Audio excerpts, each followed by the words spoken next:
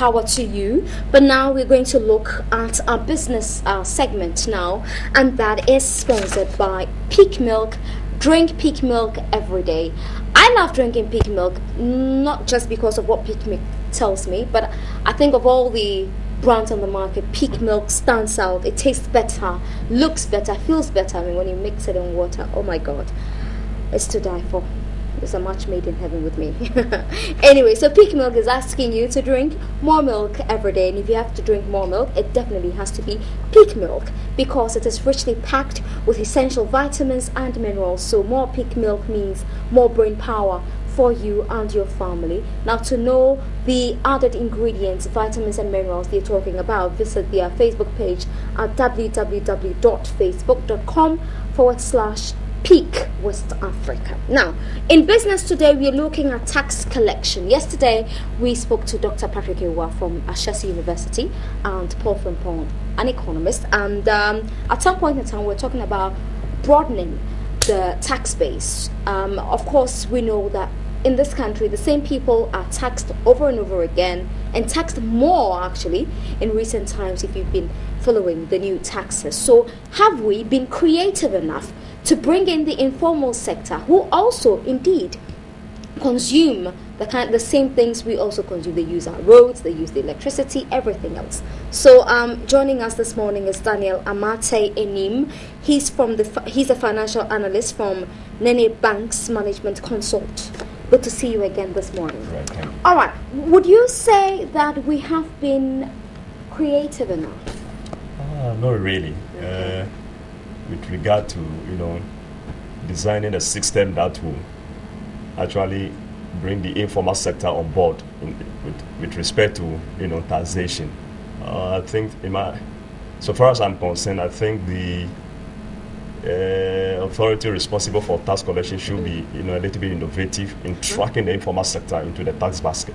Because it's been a while. I mean, we've been talking about the informal sector for a very long time, but we haven't really come up with the right strategies to get them to pay the kind of taxes we expect them to pay. What would you have done differently if you were with the GRA, for instance? I think the fundamental thing is that first we need to track that system. And how do you track the system? By ensuring that all the people that operate within that sector are duly registered. Then you can have now a tracking code. So if you don't have the people within the informal sector, how do you tax them? You don't even know the people operating within the informal sector. So the fundamental thing, so far as I am concerned, is to design a tracking system, ensuring that the people operating within the informal sector, are formalized in a way. You should have a structure that you can enroll them in your database. Then you give them a very unique code that you can track them from that end. Yeah, but most of these informal workers are members of unions. Sure. Yeah. Could that be a part of the strategy for the GRA and the handlers of the economy, for instance? I think you're perfectly right, because the best way to handle them is by first attacking them from the union point of view. If you can get a union and then enroll the members within that particular union, then you can even zone them by union. Then within that union, within that domain, you can now give them individual code that can actually attract them. Because trust me, not every one of them that are in the union, but majority they are in the union. So you can devise a strategy where you can bring the union on board, let them understand why you are doing this kind of thing, and then empowering the union even to enroll people into their respective union. Then you'll be in a position to actually track them. So you are perfectly right by that strategy. Yeah, but the thing is that the issue of taxes, each time you bring it up, is quite a nervy issue. Most people that I know would probably not want to talk about taxes, either because they're paying too much. So there is that window that opens up for tax evasion.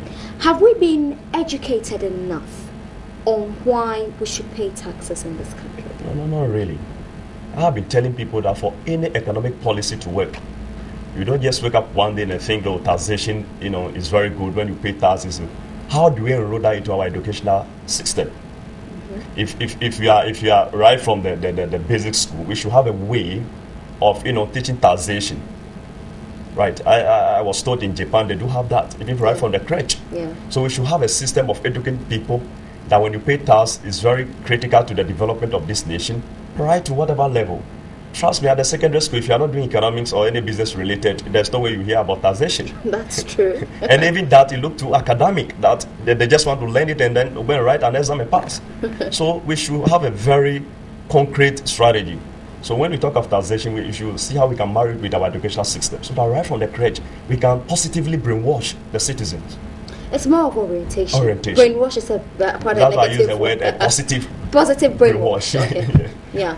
Okay. And I know very often in the newsroom, for instance, we'll get letters from the GRA, possibly the IRS, that wing of the GRA. They'll say that some businesses are not paying taxes, so they want a camera crew to follow them to go to these companies to retrieve their monies, and sometimes it leads to the closure of the businesses.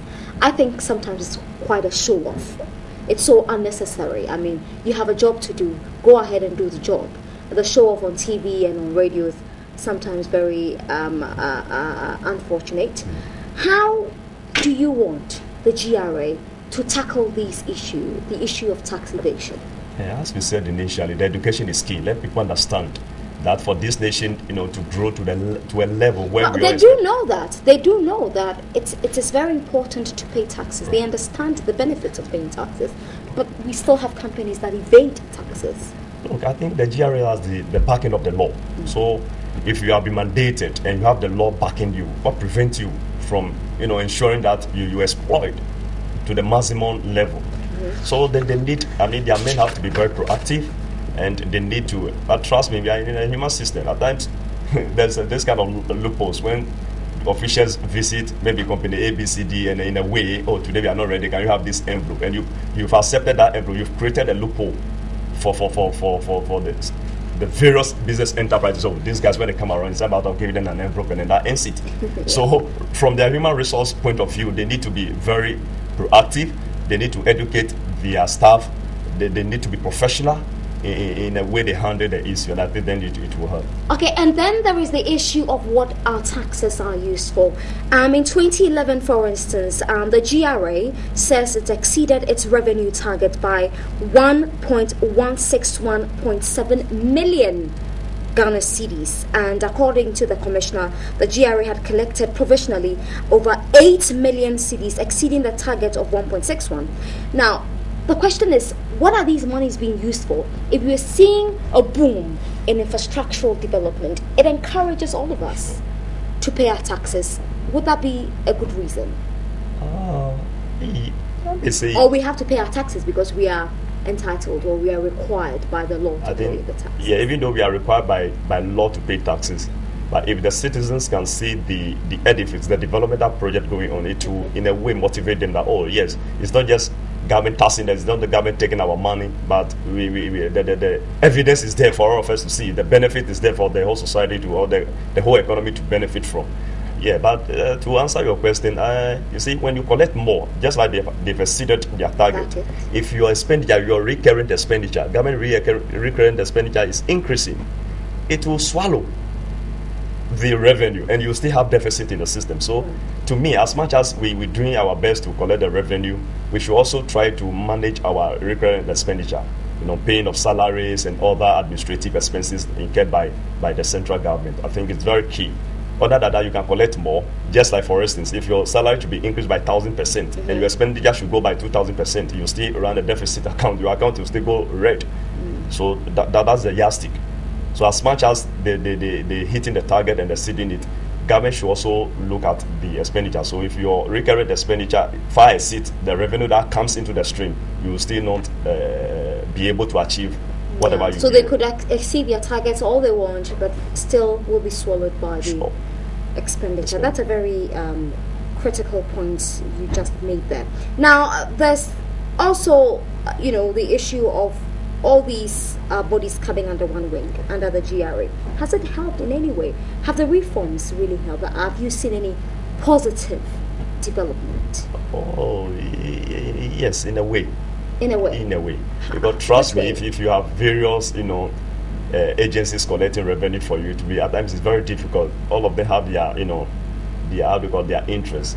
But bringing them under one umbrella, it's about the point to me. The issue is not about bringing them under one umbrella or operating independently. The issue is that the system, we should design an internal control financial management system that can track and that can work and produce the result. That is the key issue, right? That's the key issue. It's just like parading three of you to do the job. The issue is not about the number; it's about the competence and then the system you put in place to ensure that you execute the task. So that is key. We should understand it from that perspective. Okay, let me pick your thoughts on this one. The NHI, for instance, which has been beleaguered with a whole number of issues, they are struggling to pay the premiums. The hospitals are always complaining, the pharmacies are always complaining. And a good friend of mine once made a point that if we were all paying our taxes on time as expected of us, the NHI wouldn't be in the present circumstance. Would you agree? Yeah, they say 40-60. Yeah? Right. Well, the reason is that even with the recent 2.5 or so that we collect for the HNI, if we should be judiciously managed, I think it should be able, for now, should be able to address the system. So there's something wrong somewhere. Okay, are we being overtaxed? Sure, that's one. Especially those who are on, income earnings, fixed income earnings. I may say yes, because we have majority of people in the informal sector, they're making the very good money, yet they don't account for it. And a typical example is the landlords and the landladies. I mean, if they're renting out to organizations, then you know that once the organizations issue the money, there's the element of government withholding certain taxes. But if they're taking the rent, which happens most of the time from individuals, if it's $1,000 a month and you're paying for 2 years, it's unaccounted for. So the GRA would have to be very innovative, as you mentioned earlier. Yeah, in advanced economy, they don't joke with property tax. I think, to me personally, the AMA has tried with the property tax. AMA has no, let me say, reason to suggest that they don't have money in their coffers, and for that reason, they are not in the position to manage our waste and then the rest. Come on, property tax. You can see all the buildings in Accra. They've been trying, haven't they? Yes, but in fact, the yardstick is that it's about performance. Okay. It's not about I'm trying. You'll be given a mandate. So if you don't achieve it, that is it.